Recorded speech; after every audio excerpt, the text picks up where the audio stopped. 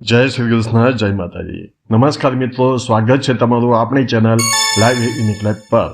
આજે આપણે વાત કરીશું કર્ક રાશિના જાતકો માટે મે 2026ના મહિના વિશે. 2026નું આ વર્ષ તમારા માટે પરિવર્તન અને પુનઃનિર્માણનું વર્ષ છે.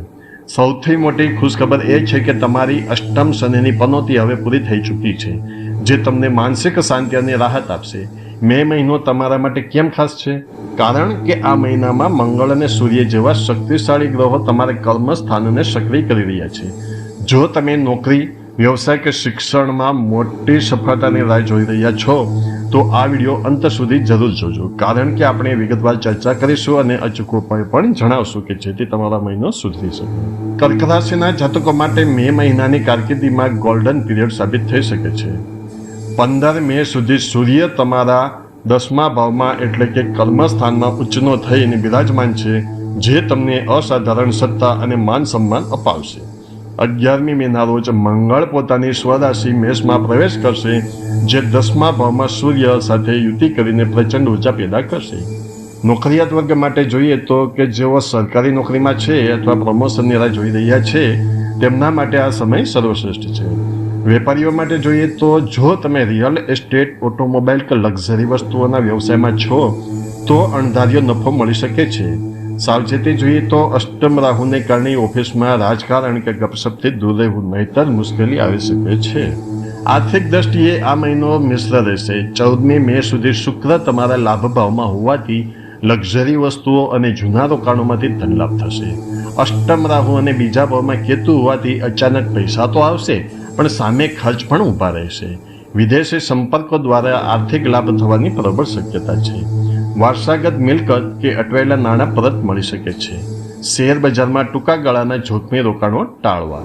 વિદ્યાર્થીઓ માટે જોઈએ તો 2026 સિદ્ધિઓનું વર્ષ છે.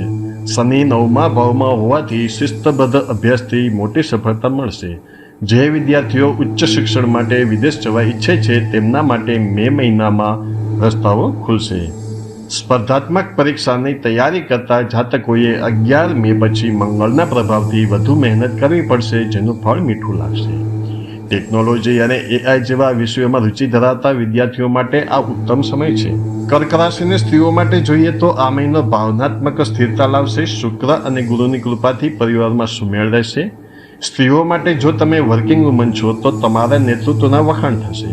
સ્વાસ્થ્યમાં હોર્મોનલ કે પાચનની સમસ્યા થઈ શકે છે, તેથી આહાર પર ધ્યાન આપવું. પારિવારિક સંબંધોમાં જોઈએ તો સંતાનોની પ્રગતિથી મન પ્રસન્ન રહેશે. જીવનસાથી સાથે અહમનો ટકરાવ ટાળવો. વડીલો અથવા પિતાના સ્વાસ્થ્ય બાબતે થોડી ચિંતા રહી શકે છે. સ્વાસ્થ્ય બાબતે આ મહિને સંયમ રાખવો જરૂરી છે. અષ્ટમ રાહુ માનસિક બેચેની અથવા અનિદ્રાની સમસ્યા આપી શકે છે. પેટના રોગો, ઘૂંટણનો દુખાવો કે ખભાની સમસ્યાથી સાવધ રહેવું. અહીં મિત્રો ખાસ ચેતવણી એ છે કે 11 મે સુધી મંગળની સ્થિતિ થોડી નબળી હોવાથી વાહન ચલાવતી વખતે ખાસ સાવધાની રાખવી.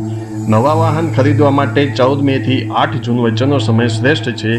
મિત્રો, તમારું રાશિફળ દર મહિનાની 22 તારીખે બપોરે 2 વાગ્યે આપણી ચેનલ લાઈવ યુનિક પર મળી જશે, જે જોવાનું ચૂકશો નહીં. હવે મિત્રો જોશો આપણે અચૂક ઉપાયો. તેમાં સૌપ્રથમ છે દર સોમવારે ભગવાન શિવ પર દૂધ અને જળનો અભિષેક એટલે કે રુદ્રાભિષેક કરો. ત્યાર પછી બીજું છે દરરોજ કપાળ પર કેસરનું તિલક કરો. અને ત્રીજો ઉપાય છે શનિવારે હનુમાન ચાલીસાના પાઠ કરો અને કાળા અડદનું દાન કરો. ચોથો ઉપાય છે પક્ષીઓને સપ્તધાન્ય એટલે કે 7 પ્રકારનું અનાજ ખવડાવો.